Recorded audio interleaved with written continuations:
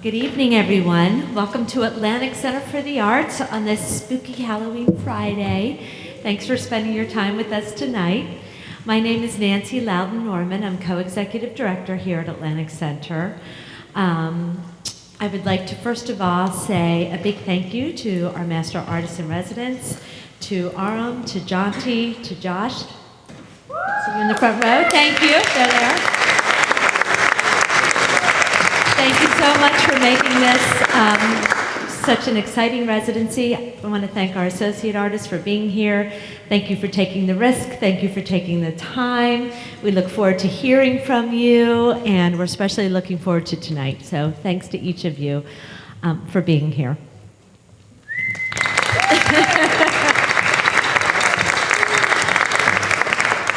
I'd also like to thank our Board of Trustees and our members. Thank you for your support all year long of what we do here at Atlantic Center. And I'd also like to briefly tell you about where I was last week. Last week I was in Charleston at the Alliance of Artists Communities Conference. The Alliance of Artists Communities was actually founded here at Atlantic Center over 20 years ago by Doris Leeper, our founder. And at the conference last week, there were 300 attendees representing artist communities from all over the country, from the big ones like Atlantic Center and McDowell and Anderson Branch to smaller ones to emerging communities and to funders there, such as the NEA.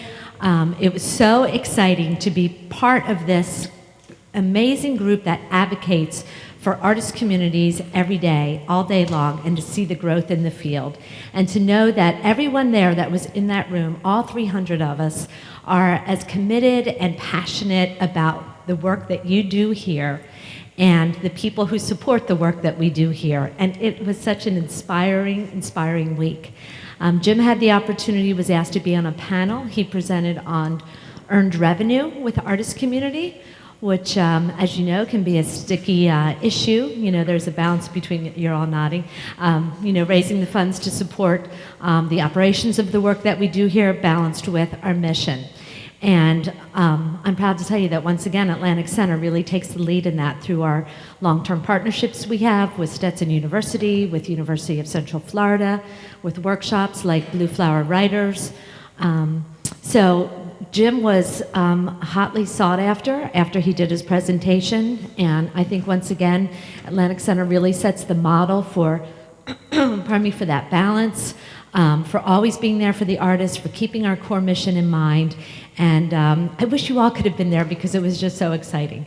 So thank you for your support, enjoy the evening, and thanks so much for coming out tonight. Good evening. I'm Jonty Harrison. I'm the Master Artist in Residence on the composition front. Okay, so it would be completely impossible to stand here tonight and not just say a few words of thanks, first of all, to Jim, to Nick, to all the crew here, all the staff, everything that has happened here, to Lexa for the food. It's been absolutely amazing 3 weeks. It's gone in a blink of an eye. And I think none of us can quite believe that we're all heading out in the next couple of days. So thank you to all of the people here, and thank you also to the donors and sponsors and helpers and, you know, fellow travelers, because this is a pretty amazing place, and long may it continue to be so.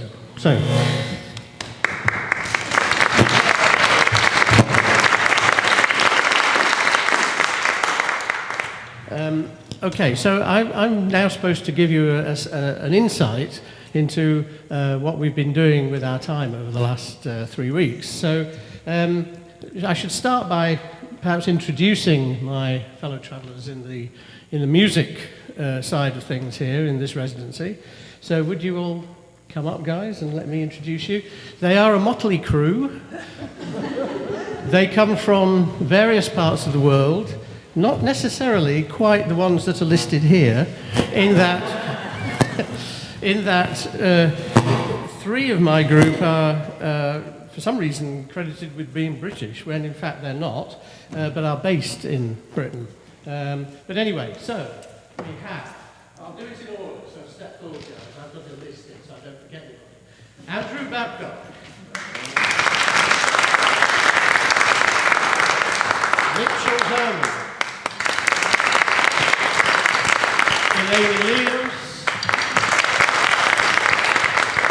Verona Martin. She'll be speaking later, and I'm not giving prizes for anybody who can guess where she's from. Okay. Nick McConaughey. Rick Nance. John Nichols. And Damien O'Riordan. You can sit down. Okay, so what I would like to say, though, is that it's been really great working with this group of people. They're very individual, but they have one shared common interest, and that's the thing we've been focusing on. Now, they have a range of backgrounds and experience, of course, and in fact, I won't embarrass the individuals concerned by pointing at who is which, but we have a range of people here from undergraduate to full professor in my group. So that's quite a range, from people doing doctorates or finished doctorates or already hold doctorates. So it's a very broad range. Okay, now this common interest of ours, of course, is, not surprisingly, sound. And in particular, a branch of sound and a branch of music which is called electroacoustic music, or more particularly acousmatic music. Okay, now what is that?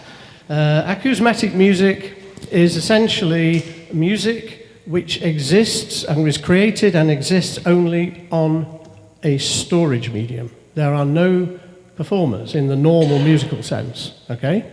So in other words, the recording medium becomes the basis of the practice. So this, not surprisingly, didn't really exist until recording came about, and in fact, it's largely, I mean, it depends which country you're standing in, and I'm slightly embarrassed to say that I'm going to credit it to a Frenchman, but there you go. But Pierre Schaeffer founded something that he called musique concrète in approximately 1948. So this is a fairly young venture, fairly young medium. Okay. But the thing about no performers is kind of interesting and important, because what it means is that when you hear the sound, you are hearing something that is not physically present at the time that you're listening to it. And this music is designed to be played over loudspeakers. And of course, because it's based on recordings, things you can store, capture and store, one of the things that our group was particularly interested in doing on this residency was actually to try and capture lots of recordings from this locality, okay? Because those of us who don't come from this part of the world don't often get the chance to hear the sounds of a more or less subtropical location. So it's great. I mean, I do this all the time. I'm sure we all do. We all have pocket recorders. We carry stuff around. We record sounds. So we're like sonic kleptomaniacs. So it's, yeah, you've got to watch out for us. So I've got a few things here I want to show you just to illustrate the point, okay? You're all familiar with microphones, obviously.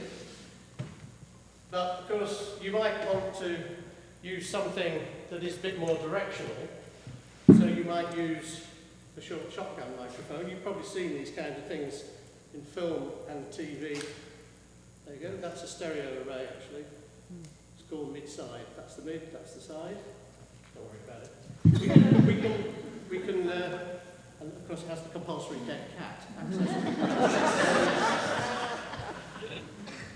We can talk about these things in more detail when you come to the studio. If you want to get even more directional, you can have a parabolic mic. You sometimes see these at sports events, you see those kinds of things at sports events. And the idea here is that the sound is somehow focused, so you point it. It's particularly designed for people who want to record birdsong, but not exclusively, obviously. And then there are other kinds of things that we've been playing with. So, for example, these are actually microphones. They look like earphones, which is very handy sometimes, because you can go out spying on people with a recorder in your top pocket and nobody knows. But in fact, they're microphones. And then that's a microphone as well. This is great because this will go into a beehive, as we discovered a couple of weeks ago. Then there are these things. That's a hydrophone, which means it will drop in water and come out unscathed. That's another hydrophone, different type. And this is, I hate cable. That's a contact microphone. So we've been using all these different kinds of mics throughout the 3 weeks, and we've been going quite crazy recording everything in sight, including that rather marvellous whale sculpture that's out in the grounds there, which we mic'd up with half a dozen. I think actually, Rick, you used 8 contacts on it the other day or something like that.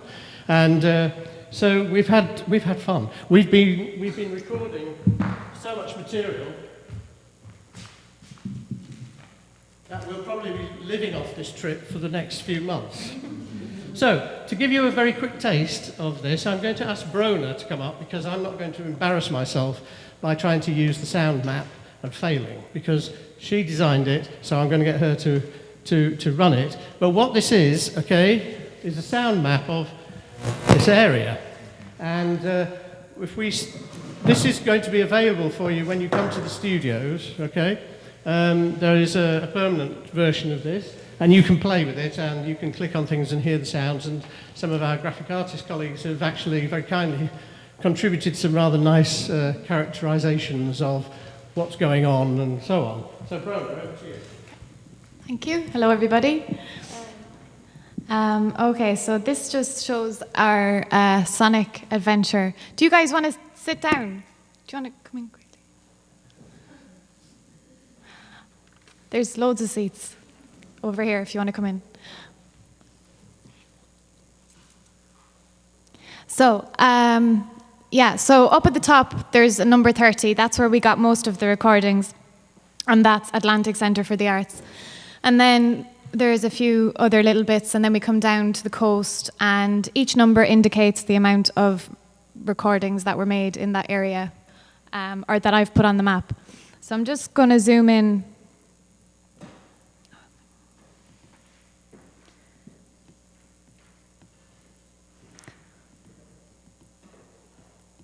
So, I'm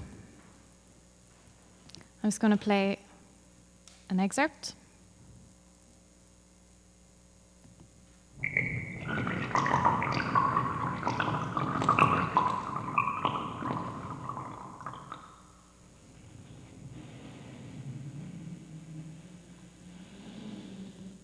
So that's a really interesting recording. That's where somebody, one of our group, whoever, I don't know who it was, has used the hydrophones and put them under the sand in the sea. And what happens is the tide comes in and goes over the hydrophones, and you can hear all the little bits that we can't hear in real life because obviously we don't have our head in the sand. But it's just, but it's just a way of capturing sounds that we can't hear. And we can make pieces out of them. Another recording is the beach.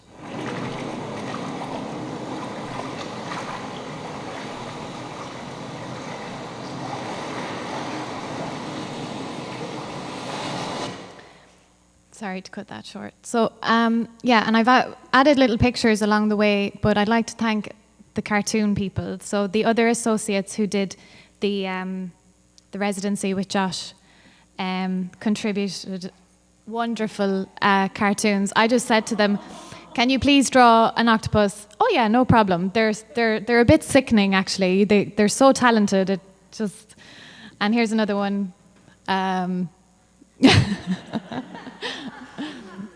Yeah. So I just really appreciative of those guys today, and there's plenty more. So I'm just gonna. When you come to the studio, you can just do it slower and follow the route. We'll just pop up to the center. Here it is, over here. It's a bit finicky, sorry. And we'll go down again. Okay, so let's see what we've got.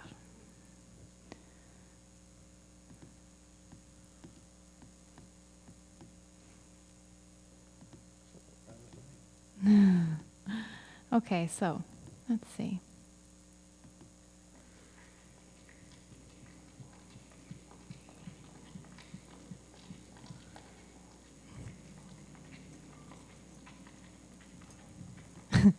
So that's actually, I recorded that one, so I can tell you about that one. That's a turtle just on his daily business walking along the concrete in Atlantic Centre, and then he was accosted by me. So I chased him around with some tiny, tiny microphones and put them in his path, and then he'd walk by, and then I'd have to go over and grab them again and try and capture. And you can hear he has a little wheeze. He's kind of like...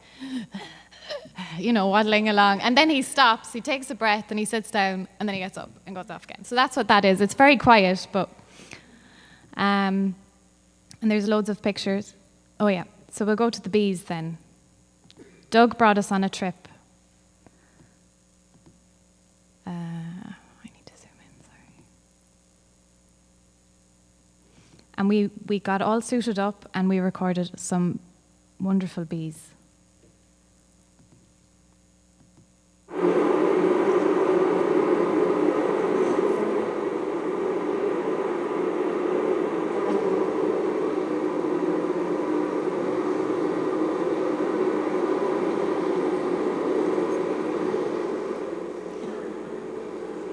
And then there's just one more.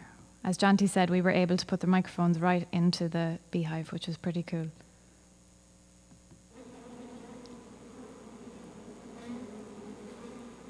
So that's just another perspective, a little bit further away.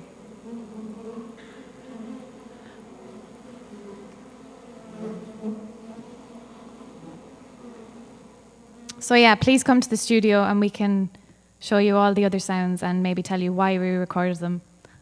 Okay, thank you very much. Thank you, Barbara. Okay, so thanks, Brona. I'll push on because time is short. So the point is that once we have these recordings, we can then do things with them. We can transform them, we can mix them, we can cut them up, we can transpose them, we can do all kinds of things. Especially with the power of computers these days, we can really get inside the sounds and explode the sound apart into its spectral contents and so on. So it's very exciting. So I'll just give you a couple of short excerpts of some of those types of sounds that we've recorded here that have been onwardly processed by the associates working in the music group. And come on over afterwards and you will hear more. You will hear more of all of this. Okay.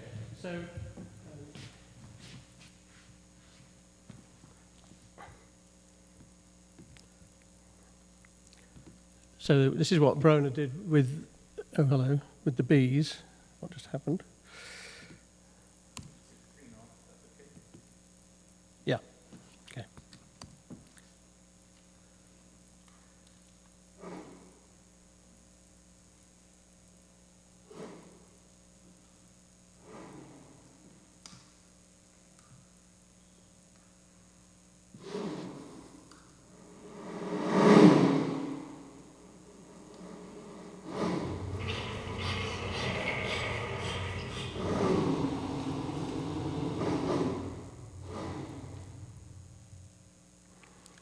And Damien spent a lot of time recording some of the doors here, especially to capture the difference between the interior and exterior sound. So it's very appropriate we play this at an inside out.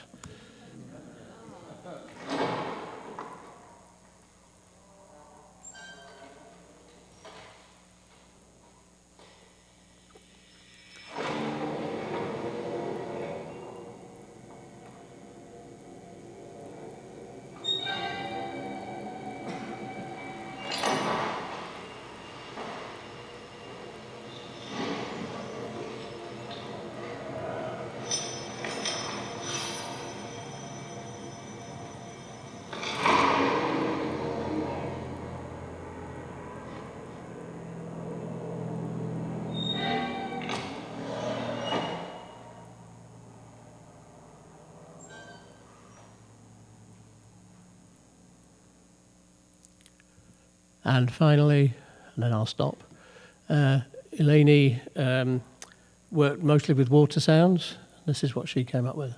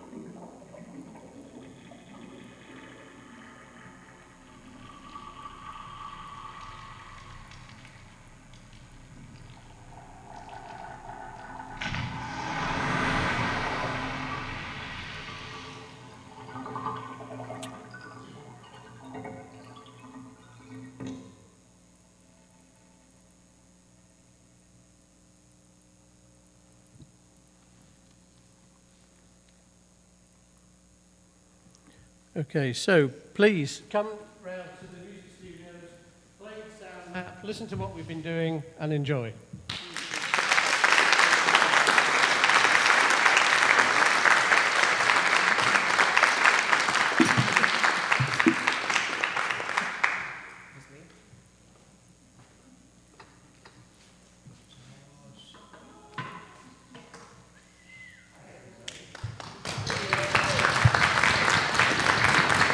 That was cool. Yeah, I just want to. I'm Josh Neufeld. I'm the graphic novelist, master artist in residence. I just call myself a cartoonist, but graphic novelist sounds pretty cool.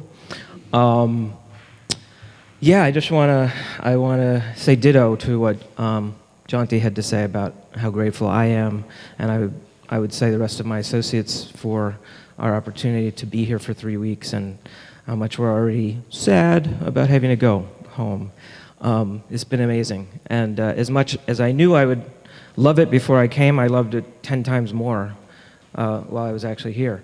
So I just want to say quickly about what I do. I'm a nonfiction cartoonist. I work exclusively in the realm of nonfiction. I started out more in the memoir and autobio arena, and now most of my work is journalistic in nature. And if you haven't read comics or graphic novels since you were a kid or in a while, and you have a certain idea about what it means, what comics mean, I think you'll be really surprised and impressed with the work that's being done now in the professional arena, in the literary arena, and by my associates, who I hope you'll talk to and come over to our studio and see their work. Some of the things, well, why don't I first bring you guys all up here? Why don't you, all my associates, come on up.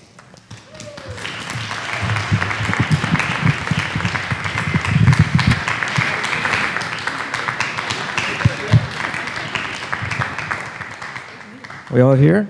Neil's gone. There he is. There he is.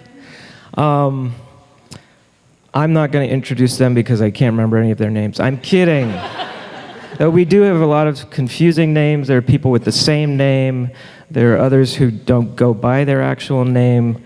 It's quite interesting. So anyway, I'm going to ask each associate to say their name, where they're from, and maybe one sentence about the project that you've been working on while you've been here. We'll start with Ket. Josh. I picked the wrong place in line. Okay, my name is Jim Kettner. Everyone calls me Ket, or Ket Nerd. I live in Oakland, California. Oakland. What a sentence about my project. Oh, crap. You could do it. You're gonna need to be able to do this. I'm doing a comic about how I worked for 4 weeks as a telephone operator in an escort agency. And one of the escorts was in a missing persons case. And so I was there, and I was involved in that investigation, briefly. So it's a little bit of memoir, and it's a little bit of crime noir. Thanks. To remember it's not karaoke. Hi, my name is Cleena, and even though I'm listed as British in the little brochure thing, I'm from Ireland, but I'm currently based in London, and I'm working on a graphic novel about the RMS St. Helena, which is the last functioning Royal Mail ship still in service, who sails from South Africa to the island of St. Helena, which is a 6-day boat ride each way.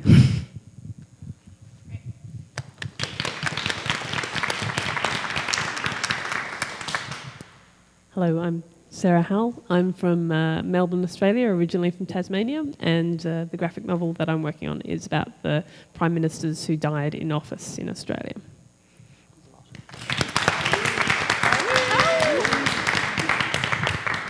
Hi, my name is Robin Ha. I'm a cartoonist from Washington, D.C.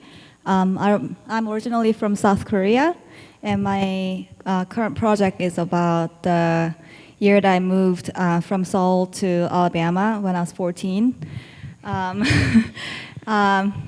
And it was a very traumatizing year for me because my mom forgot to mention that we are actually moving there.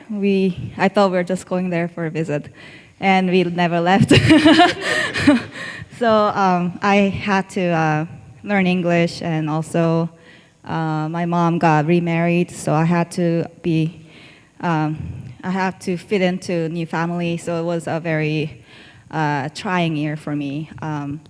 So yeah, that's my current project. Thank you. Yeah, I'm Joe Luby, and I'm locally here, based out of Florida, Eustis, just an hour away. I'm doing a graphic novel based on my experiences as an at-home father. Basically, the parenting guide, the Geek Dad's parenting guide that I wish I had had when I had my first son.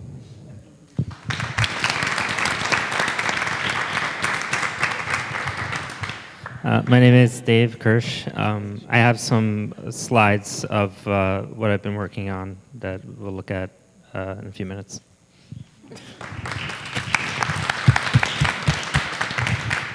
Hi, I'm Neil O'Driscoll. I'm from Ireland, and I was working on a comic about a chap named Roger Casement, who was an Irish freedom fighter in the beginning of the 20th century, and he was executed in 1916. So, yeah.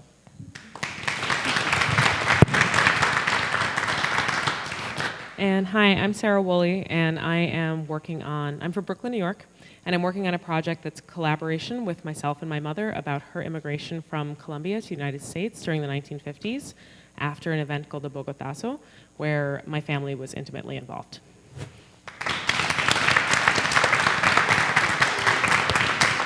Thanks, guys. You may return to your prior seating. Go Giants. Yeah, so we're not going to take up too much of your time, but I do encourage you to come visit our studio afterwards and take a look at some of the work that my associates have been doing. It's quite amazing. And talk to them about their projects. We also, in the course of our residency, did a few collaborative projects, which were really pretty cool. And I'm going to put this back on here so I can use both my hands. So one of the projects that we did was a set of collaborative mini comics that look like this. This is very cool. It's actually one sheet of paper, which, as you can see, is folded and cut in a very special way so that when you do it correctly, it makes an 8-page self-contained little mini comic.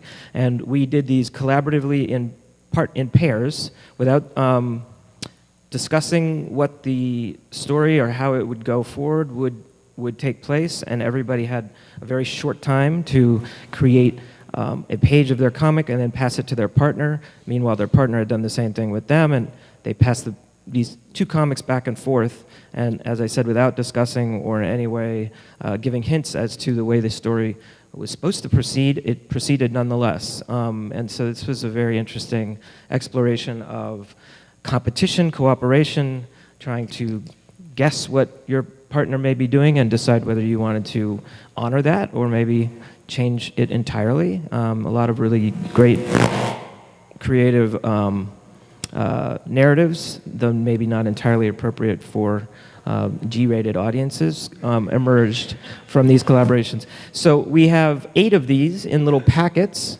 that are available for free, first come, first serve basis over in our studio. So that's something to look for.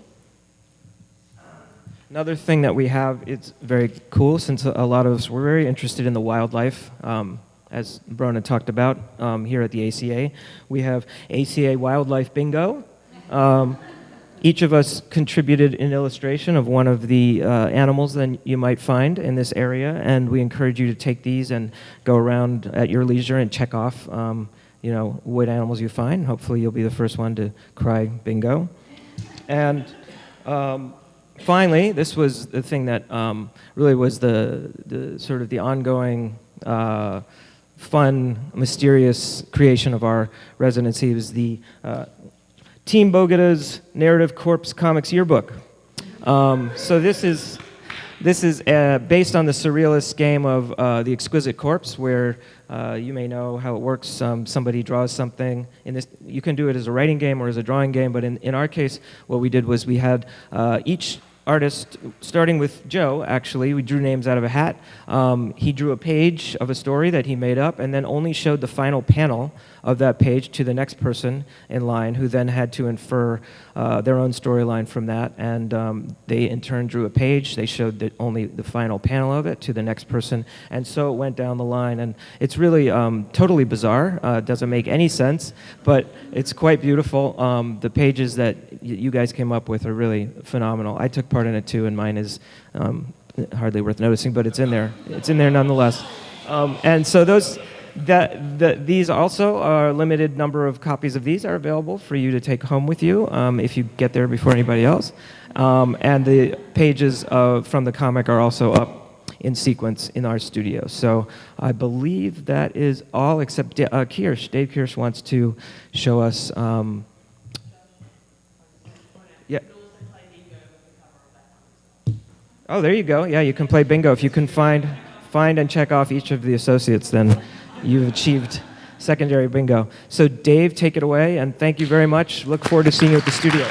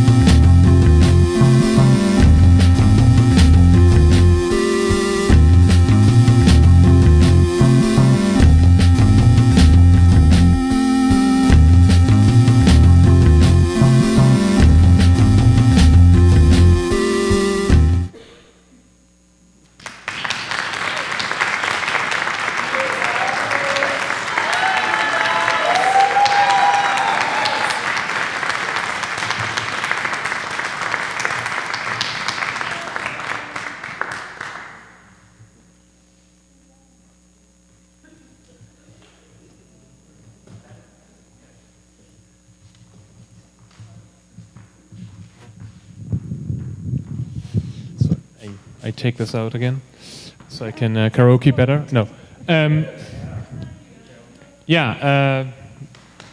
My name is Aram Bartholl. I'm the visual artist, master artist in residence. Thanks for having me, ACA. Thanks for the invitation. And we had a very wonderful 3 weeks here in New Smyrna Beach. It's a special place. It was already announced. So we're gonna. I will also call up the group on stage, but we will then also have very brief individual presentations, so everybody's going to show quickly what they've been working on. And every moment when this laptop is connected, we also have the first picture. This is the Bay Bar just down the road on the corner. So I like very much to work in public, with public interventions. It's quite interesting to be in this here in the setting of the sculpture studio, the visual artist studio, but then often we met at the field house with the computers and the big screen. So my practice is very interdisciplinary, and also the results of the groups or the work in progress we're going to show is very interdisciplinary, and also there's been a lot of collaborations going on, which was a lot of fun. And we had I introduced a couple of projects, like speed projects, quick projects I like to do often with groups. So this, for example, and these are these short interventions. Maybe we can show the movie of this one.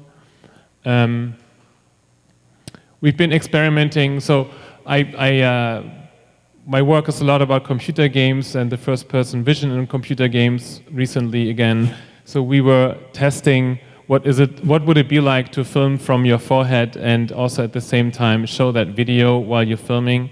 There's a long discussion going on about Google Glass and privacy. When you film it this way, nobody is really having concerns. I've done such things. And also, maybe we just show the next one. Wait. Yeah. And with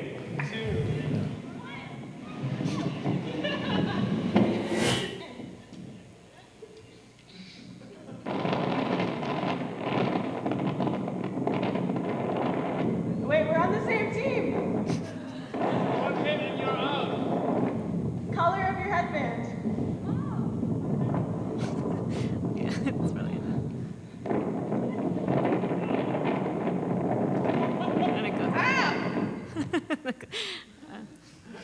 So these were like, besides other works, group interventions. This is Kaha. This is a mix of the 9th resident. It's a mix of all 9 associate artists. There's apps where you can mix the faces. We're still discussing if he is a he or she is a she. No, call is post-gender. Close gender. Post. They, right? They. Post. Yeah, post. And maybe what's coming next? 2 more, and then we will have everybody. Oh yeah. Yeah, we've been doing a still life figure drawing class. It's like a new project I did like last month in New York. So everybody is drawing on their computers with the mouse in Microsoft Paint, which is a very classic drawing program. You may want to check one of these. So using the mouse, and the computer mouse is going to disappear very soon, and it's an obstacle for us, but it's also using a very limited program with old technology, but still, visual artists have to do also still life drawing. So we did that on one day. And I think now Katie will take over. Everybody will introduce themselves, just briefly. Yeah, I can do it from here. All right, my name is Katie Lockmiller. I'm from Boston, Massachusetts. And out here, I was really inspired by just kind of working with everybody. And we had this idea to bring a green screen to the beach, and that kind of morphed into my main project here, and I'll let my video speak for itself. Oh, I can't. Oh, there we go.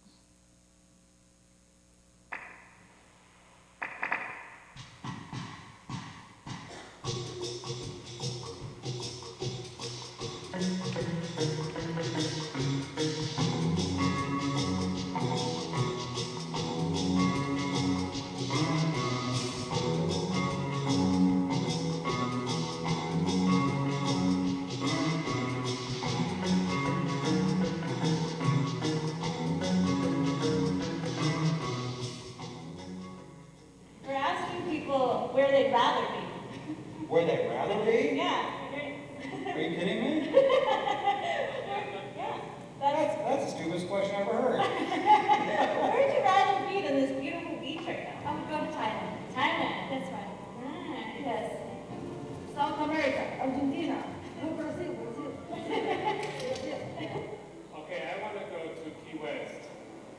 Where would I rather be? Boy, that's a great question. Throw that back at you. Where would you rather be? Well, some other country. Okay. You know, I haven't traveled that much. Okay. You know? Like which other country? Where I'd say where I want to be in the world? Yeah, where do you want, like, if you could go anywhere, like, if this green screen could take you to anywhere you wanted to be, where would it be? Nicaragua. Nicaragua. Yeah.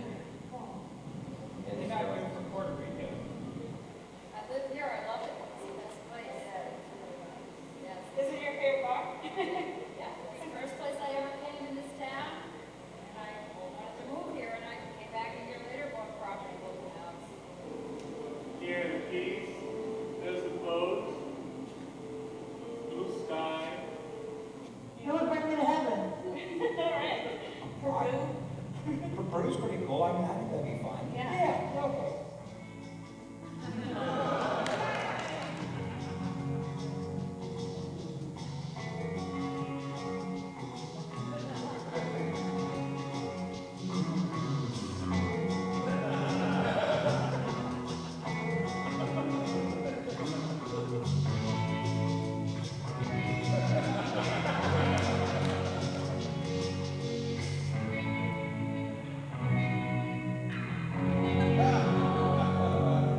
I can't think of a place I'd rather be than right here.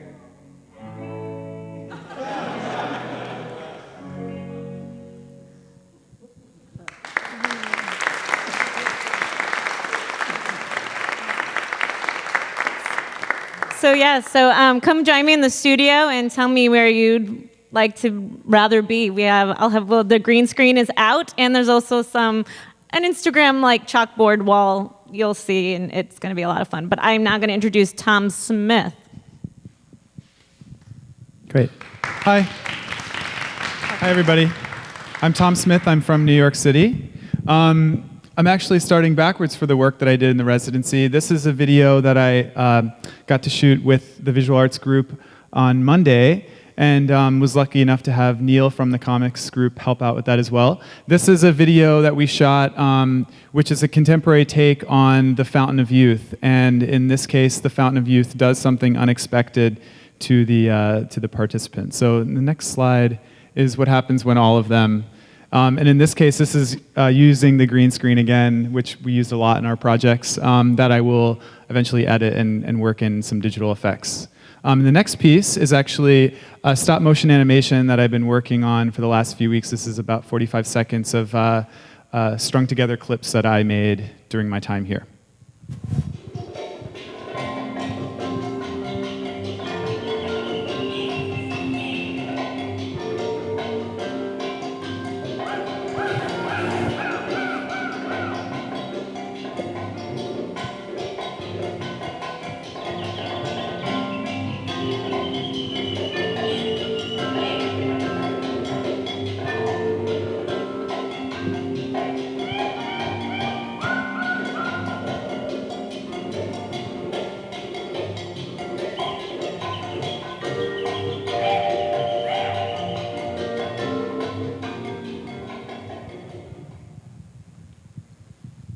Thanks, guys.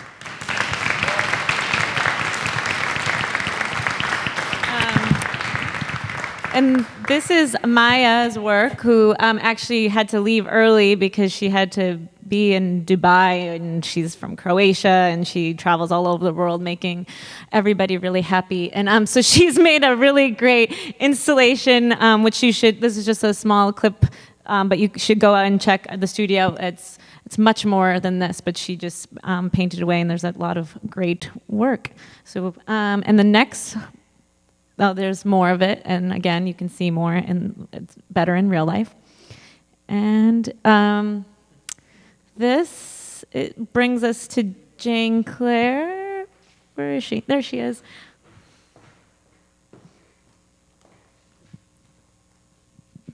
Hi. So this was a speed project. I'm Jane Claire, by the way. I'm from Washington, D.C. Shout out to my parents from South Carolina. Hi. So the first lecture kind of thing that we had with him, he encouraged us to be lazy like a fox. So we were thinking about sort of like art hacks. So this was a sort of like riffing on stock photos that I did at the beach, and also sort of inspired by Magritte. This is another like sort of fast project about, I don't know what it's about next. One thing that I wanted to explore when I got here was the sort of visual language of stock photography, the sort of ubiquity of that internationally, and how that sort of shapes our ideas of what a certain concept looks like. So when you think about vacation in Florida, you probably think about a family, maybe in silhouette, walking into the sunset. So with Aram's help, I was able to work with Firefox add-ons and Google extensions a little bit to changed the content of the stock photography website from my browser. So you'll see the image that comes up when you search a certain term. And then I was able to substitute those images with images from country-specific image searches. So this is the concept of family that you see from Getty Images. And this is the image that comes up in Afghanistan, for example. So I'm still working on that, getting the sort of technical kinks ironed out, and it's part of a bigger sort of series of 10 interventions. I have other very different projects I've been working on as well as part of my art practice in DC, and you can see those in the studio afterwards. Thank you.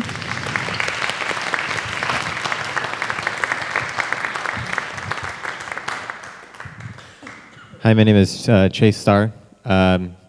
So the 3 weeks I was here, I was working on different forms of sculpture production. So usually I've worked in 3D modeling, so on the computer.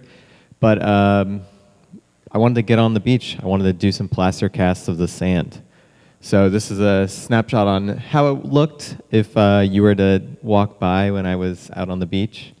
A lot of people would look and stare. This is one of the pulled reliefs, so you get the movement of the water across the sand in that sculpture cast. So for our first speed project, I wanted to open source my face. So I uploaded it to a site, and you can download this face from the internet. It's at github.com/chasestar. You can get that file. And from that file, I made a papercraft head. Further, after this point, it's covered in epoxy, and you can see that in the sculpture studio. You can see all this in the sculpture studio.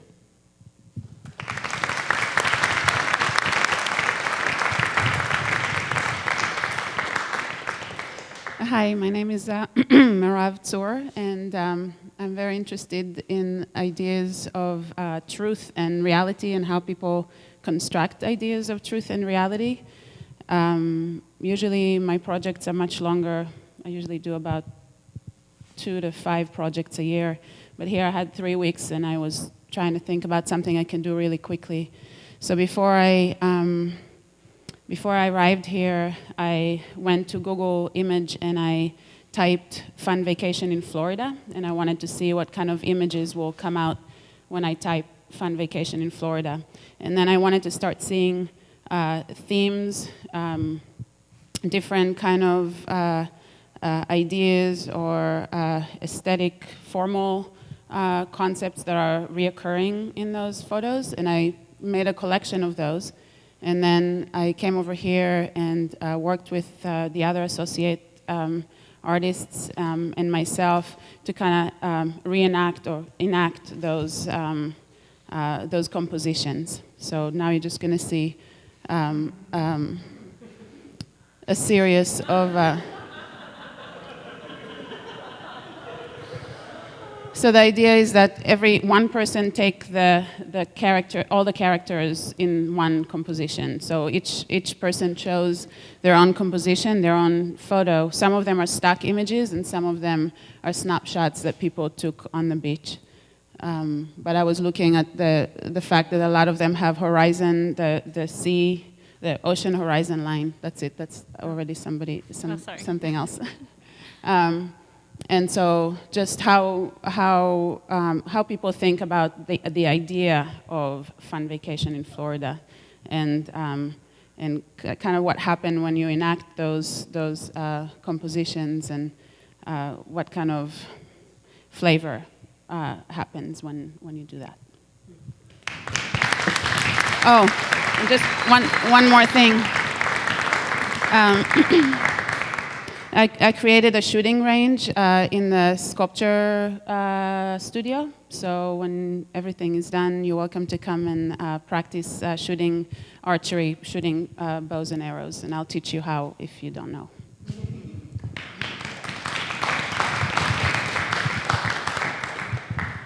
Hi, my name is Bonnie Ebner, and I'm from Los Angeles. I'm really interested in the idea of symbolism and imagery in advertising and how that subliminally affects what we think and how we perceive things and the messages and cues we get every day from kind of the overload of those ideas. So what I started with at this project, I had come in with a project I had recently finished using calls to action and visual imagery and kind of meshing the two and having a conversation about advertising in the natural world. And what I wanted to do here was focus more on advertising and the concept of celebrity, and that led me to the concept of beauty and the concept of how we perceive these women that are in these advertisements and how their visual cues kind of let us know what they're doing and their intention is to sell. And it's so subtle, but we kind of are along for the ride for the most part. So I took the advertisements and started just blocking out the things that were visual cues to us, the products, the names of the brands, and then the beautiful faces that they were selling with. And so I decided to do a little bit of my own. So I took some portraits of some of the resident or associates here also and placed imagery behind them, and then decided to move on. And I had a few that I did of that, and then I had decided to put video behind them. So this, I also green screened Sally's face for this one. So I was involved in the green screen process also. So these are all actual videos, and the video behind, this is a dual video. So this is what one we can play, you can see.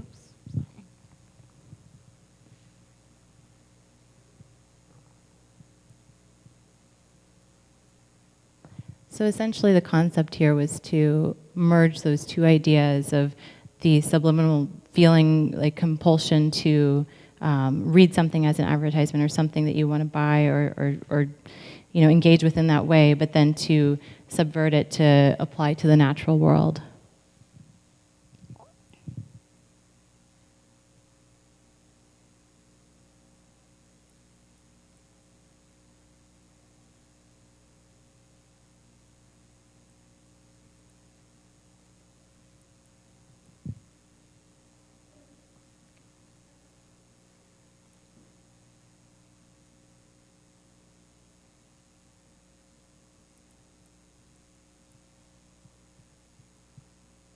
I think that's good. Thank you.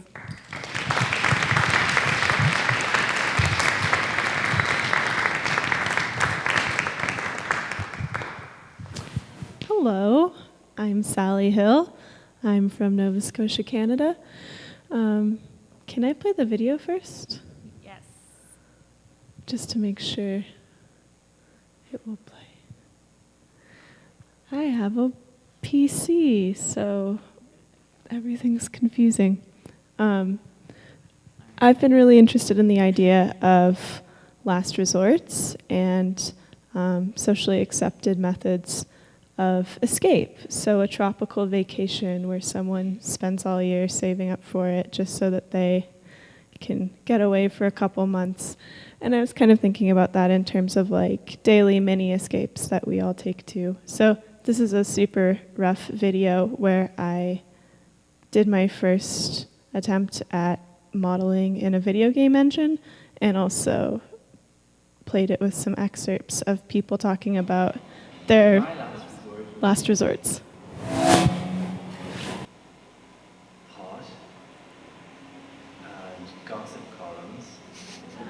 Hot is also a very recreational thing, and I enjoy it. I don't think of myself as a hopeless addict, and I'm not a lazy stoner, but I do enjoy it, and it does give me a kick up the arse and a kind of a holiday from my brain.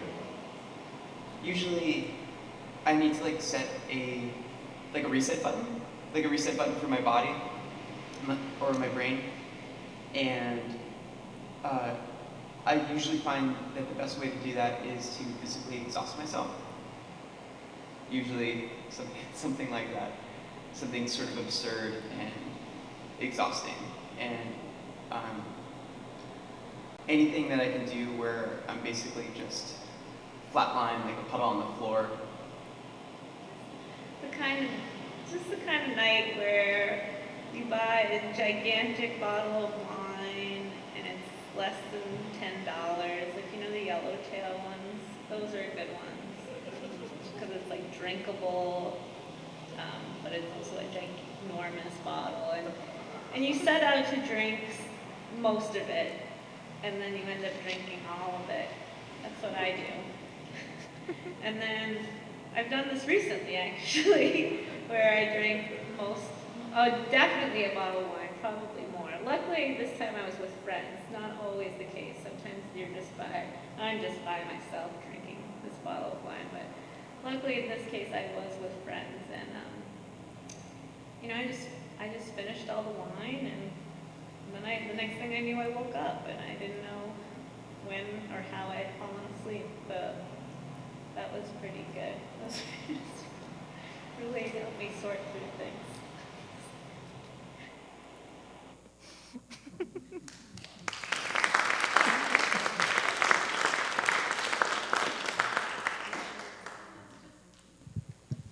Hello. So that's just something that I compiled to look at what I had done so far on the residency, and it was a really great opportunity to try out new things in terms of video, interviewing different people, trying a lot of different programs. And I also did my first hand at 3D scanning, and it went terribly, which I found really interesting. So these are images of the associate visual artists at the beach together, where I tried to do a 3D model of them by taking photographs in a circle around them. But yeah, I really like all of these different bizarre views, and that's that.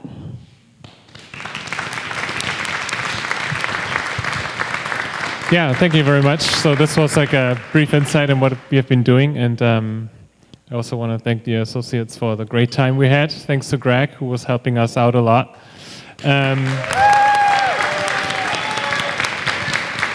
Yeah, and please visit the studios. I think now I will give the microphone to whom? To Nick. Well, stay up here, please. And could the rest of the group for the visual artists come up, and Jonty and your group, and Josh and the comics artists, please all come up and take a bow together. Thank you very much. Yeah.